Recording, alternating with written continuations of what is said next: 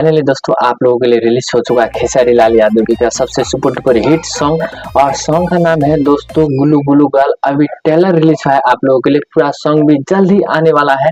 Announcement कर दिया है कि 3-4 दिन में आप लोगों के लिए खेसारी लाल यादव जी का सॉन्ग रिलीज होंगे, तो इंतजार कीजिए क्योंकि दोस्तों खेसारी लाल का कोई भी सॉन्ग आने से फैंस सबको इंतजार रहता है कि कब आएगा, कोई भी अच्छा हो खराब हो सॉन्ग देखना ही देखना है फैंस सबको इंतजार। लेकिन खेसारी लाल यादव जी का अभी trailer release Poppy music Bhojpuri YouTube channel पर आप लोगों के लिए रिलीज हो चुका है खेसारी लाल यादव जी सबसे super duper hit Khesari Lal Yadav ji और रानी जी इस वीडियो में देखा जाएंगे दोस्तों। एकदम दोनों का रोल एकदम इतना शानदार से होने वाला है, आप लोगों के साथ एकदम सुपर डुपर हिट से एकदम रोल करेंगे, एकदम हॉट हॉट सीन भी, डांस भी एकदम पूरा खूब होने वाला है इस सॉन्ग पे। तो खेसारी लाल यादव जी और रानी जी इस वीडियो में देखा जाएंगे आप लोगों के साथ।